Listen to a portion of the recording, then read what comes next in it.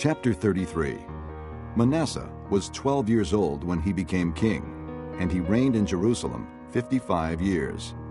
He did evil in the eyes of the Lord, following the detestable practices of the nations the Lord had driven out before the Israelites. He rebuilt the high places his father Hezekiah had demolished. He also erected altars to the Baals and made Asherah poles. He bowed down to all the starry hosts and worshipped them. He built altars in the temple of the Lord, of which the Lord had said, "My name will remain in Jerusalem forever." In both courts of the temple of the Lord, he built altars to all the starry hosts. He sacrificed his sons in the fire in the valley of Ben Hinnom, practiced sorcery, divination, and witchcraft, and consulted mediums and spiritists. He did much evil in the eyes of the Lord, provoking him to anger. He took the carved image he had made and put it in God's temple, of which God had said to David and to his son Solomon, "In this temple and in Jerusalem, which I have chosen out of all the tribes of Israel, I will put my name forever. I will not again make the feet of the Israelites leave the land I assigned to your forefathers, if only they will be careful to do everything I commanded them concerning all the laws, decrees, and ordinances given through Moses." But Manasseh led Judah and the people of Jerusalem astray, so that they did more evil than the nations the Lord had destroyed before the Israelites. The Lord spoke to Manasseh and his people, but they paid no attention. So the Lord brought against them the army commanders of the king of Assyria, who took Manasseh prisoner, put a hook in his nose, bound him with bronze shackles, and took him to Babylon. In his distress he sought the favor of the Lord his God, and humbled himself greatly before the God of his fathers. And when he prayed to him, the Lord was moved by his entreaty, and listened to his plea. So he brought him back to Jerusalem and to his kingdom. Then Manasseh knew that the Lord is God. Afterward, he rebuilt the outer wall of the city of David, west of the Gihon spring in the valley, as far as the entrance of the fish gate, and encircling the hill of Ophel. He also made it much higher. He stationed military commanders in all the fortified cities in Judah. He got rid of the foreign gods and removed the image from the temple of the Lord, as well as all the altars he had built on the temple hill and in Jerusalem. And he threw them out of the city. Then he restored the altar of the Lord and sacrificed fellowship offerings and thank offerings on it, and told Judah to serve the Lord, the God of Israel. The people, however, continued to sacrifice at the high places, but only to the Lord their God. The other events of Manasseh's reign, including his prayer to his God, and the words the seers spoke to him in the name of the Lord, the God of Israel, are written in the annals of the kings of Israel. His prayer and how God was moved by his entreaty, as well as all his sins and unfaithfulness, and the sites where he built high places and set up Asherah poles and idols before he humbled himself, all are written in the records of the seers.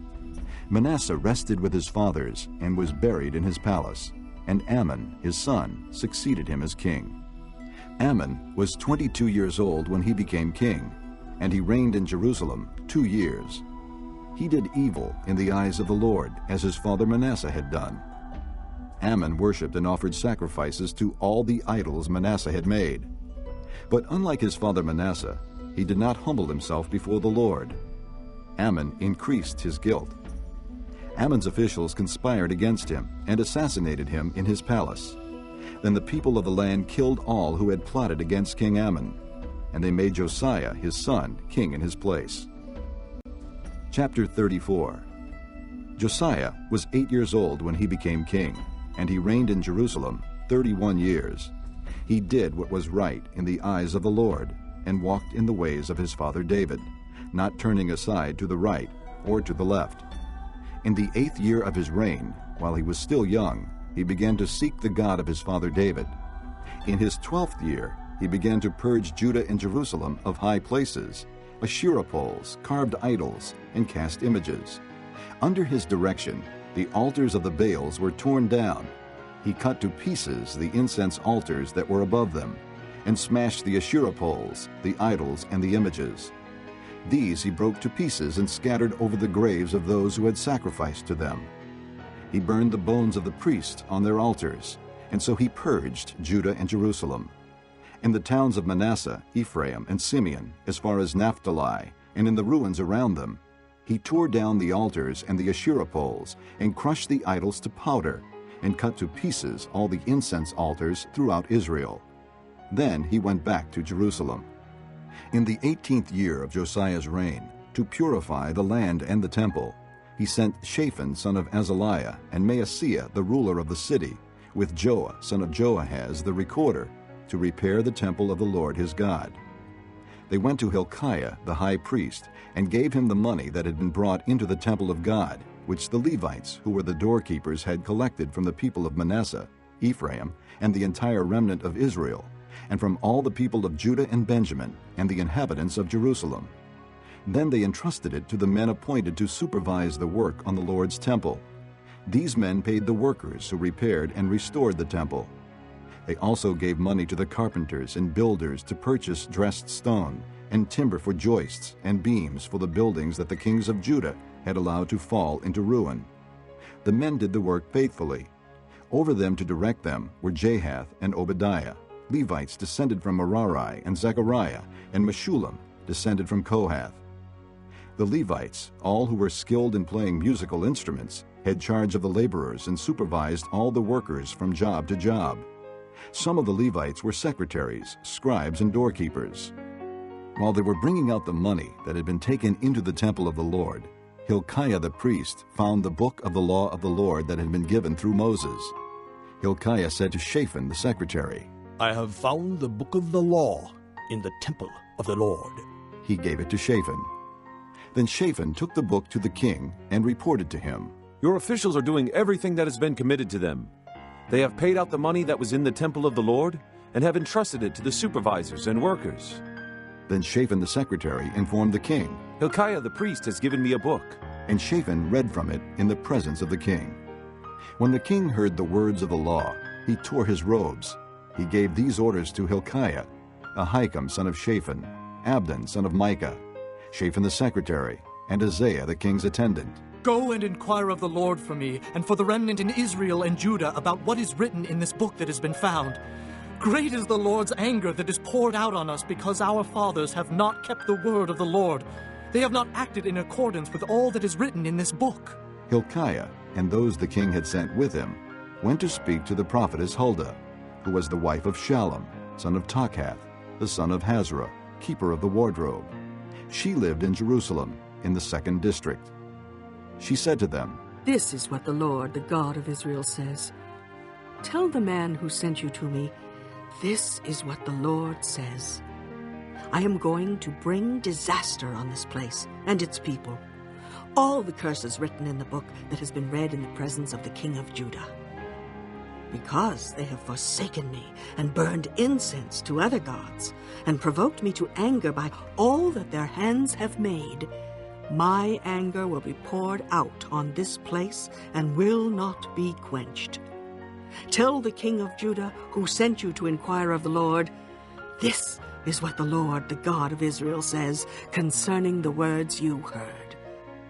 Because your heart was responsive, and you humbled yourself before God when you heard what he spoke against this place and its people, and because you humbled yourself before me and tore your robes and wept in my presence, I have heard you, declares the Lord. Now I will gather you to your fathers, and you will be buried in peace. Your eyes will not see all the disaster I am going to bring on this place and on those who live here." So they took her answer back to the king. Then the king called together all the elders of Judah and Jerusalem. He went up to the temple of the Lord with the men of Judah, the people of Jerusalem, the priests and the Levites, all the people from the least to the greatest. He read in their hearing all the words of the book of the covenant, which had been found in the temple of the Lord. The king stood by his pillar and renewed the covenant in the presence of the Lord, to follow the Lord and keep his commands, regulations, and decrees with all his heart and all his soul, and to obey the words of the covenant written in this book. Then he had everyone in Jerusalem and Benjamin pledge themselves to it. The people of Jerusalem did this in accordance with the covenant of God, the God of their fathers. Josiah removed all the detestable idols from all the territory belonging to the Israelites, and he had all who were present in Israel serve the Lord their God. As long as he lived, they did not fail to follow the Lord, the God of their fathers. Chapter 35. Josiah celebrated the Passover to the Lord in Jerusalem, and the Passover lamb was slaughtered on the 14th day of the first month. He appointed the priests to their duties and encouraged them in the service of the Lord's temple. He said to the Levites, who instructed all Israel and who had been consecrated to the Lord, "Put the sacred ark in the temple that Solomon, son of David, king of Israel, built. It is not to be carried about on your shoulders. Now serve the Lord your God and his people Israel. Prepare yourselves by families in your divisions, according to the directions written by David, king of Israel, and by his son Solomon. Stand in the holy place with a group of Levites for each subdivision of the families of your fellow countrymen, the lay people. Slaughter the Passover lambs, consecrate yourselves, and prepare the lambs for your fellow countrymen, doing what the Lord commanded through Moses." Josiah provided for all the lay people who were there a total of 30,000 sheep and goats for the Passover offerings, and also 3,000 cattle, all from the king's own possessions. His officials also contributed voluntarily to the people and the priests and Levites. Hilkiah, Zechariah, and Jehiel, the administrators of God's temple, gave the priests 2,600 Passover offerings and 300 cattle. Also Conaniah, along with Shemaiah and Nathanael, his brothers, and Hashabiah, Jael, and Jozabad, the leaders of the Levites, provided 5,000 Passover offerings and 500 head of cattle for the Levites. The service was arranged, and the priests stood in their places with the Levites in their divisions, as the king had ordered. The Passover lambs were slaughtered, and the priests sprinkled the blood handed to them, while the Levites skinned the animals. They set aside the burnt offerings to give them to the subdivisions of the families of the people to offer to the Lord, as is written in the book of Moses. They did the same with the cattle. They roasted the Passover animals over the fire as prescribed, and boiled the holy offerings in pots, cauldrons, and pans, and served them quickly to all the people. After this, they made preparations for themselves and for the priests, because the priests, the descendants of Aaron, were sacrificing the burnt offerings and the fat portions until nightfall. So the Levites made preparations for themselves and for the Aaronic priests. The musicians, the descendants of Asaph, were in the places prescribed by David, Asaph, Heman, and Jeduthun, the king's seer. The gatekeepers at each gate did not need to leave their posts, because their fellow Levites made the preparations for them. So at that time, the entire service of the Lord was carried out for the celebration of the Passover, and the offering of burnt offerings on the altar of the Lord, as King Josiah had ordered. The Israelites who were present celebrated the Passover at that time and observed the feast of unleavened bread for 7 days. The Passover had not been observed like this in Israel since the days of the prophet Samuel, and none of the kings of Israel had ever celebrated such a Passover as did Josiah, with the priests, the Levites, and all Judah and Israel who were there with the people of Jerusalem. This Passover was celebrated in the 18th year of Josiah's reign. After all this, when Josiah had set the temple in order, Necho, king of Egypt, went up to fight at Carchemish on the Euphrates, and Josiah marched out to meet him in battle. But Necho sent messengers to him, saying, "What quarrel is there between you and me, O king of Judah? It is not you I am attacking at this time, but the house with which I am at war. God has told me to hurry, so stop opposing God, who is with me, or he will destroy you." Josiah, however, would not turn away from him, but disguised himself to engage him in battle. He would not listen to what Necho had said at God's command, but went to fight him on the plain of Megiddo. Archers shot King Josiah, and he told his officers, "Take me away. I am badly wounded." So they took him out of his chariot, put him in the other chariot he had, and brought him to Jerusalem, where he died. He was buried in the tombs of his fathers, and all Judah and Jerusalem mourned for him. Jeremiah composed laments for Josiah, and to this day all the men and women singers commemorate Josiah in the laments. These became a tradition in Israel, and are written in the laments. The other events of Josiah's reign, and his acts of devotion according to what is written in the law of the Lord, all the events from beginning to end, are written in the book of the kings of Israel and Judah. Chapter 36. And the people of the land took Jehoahaz, son of Josiah, and made him king in Jerusalem, in place of his father. Jehoahaz was 23 years old when he became king, and he reigned in Jerusalem 3 months. The king of Egypt dethroned him in Jerusalem, and imposed on Judah a levy of 100 talents of silver, and a talent of gold. The king of Egypt made Eliakim, a brother of Jehoahaz, king over Judah and Jerusalem, and changed Eliakim's name to Jehoiakim. But Necho took Eliakim's brother Jehoahaz, and carried him off to Egypt. Jehoiakim was 25 years old when he became king, and he reigned in Jerusalem 11 years. He did evil in the eyes of the Lord his God. Nebuchadnezzar, king of Babylon, attacked him and bound him with bronze shackles to take him to Babylon. Nebuchadnezzar also took to Babylon articles from the temple of the Lord, and put them in his temple there. The other events of Jehoiakim's reign, the detestable things he did, and all that was found against him, are written in the book of the kings of Israel and Judah. And Jehoiakim, his son, succeeded him as king. Jehoiakim was 18 years old when he became king, and he reigned in Jerusalem 3 months and 10 days. He did evil in the eyes of the Lord. In the spring, King Nebuchadnezzar sent for him and brought him to Babylon, together with articles of value from the temple of the Lord. And he made Jehoiakim's uncle, Zedekiah, king over Judah and Jerusalem. Zedekiah was 21 years old when he became king, and he reigned in Jerusalem 11 years. He did evil in the eyes of the Lord his God, and did not humble himself before Jeremiah the prophet, who spoke the word of the Lord. He also rebelled against King Nebuchadnezzar, who had made him take an oath in God's name. He became stiff-necked and hardened his heart, and would not turn to the Lord, the God of Israel.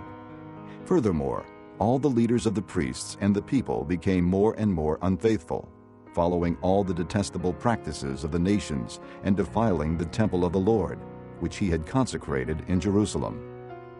The Lord, the God of their fathers, sent word to them through his messengers again and again, because he had pity on his people and on his dwelling place. But they mocked God's messengers, despised his words, and scoffed at his prophets, until the wrath of the Lord was aroused against his people, and there was no remedy. He brought up against them the king of the Babylonians, who killed their young men with the sword in the sanctuary, and spared neither young man nor young woman, old man or aged. God handed all of them over to Nebuchadnezzar. He carried to Babylon all the articles from the temple of God, both large and small, and the treasures of the Lord's temple, and the treasures of the king and his officials. They set fire to God's temple, and broke down the wall of Jerusalem. They burned all the palaces, and destroyed everything of value there. He carried into exile to Babylon the remnant who escaped from the sword, and they became servants to him and his sons, until the kingdom of Persia came to power. The land enjoyed its Sabbath rests. All the time of its desolation it rested, until the 70 years were completed in fulfillment of the word of the Lord spoken by Jeremiah.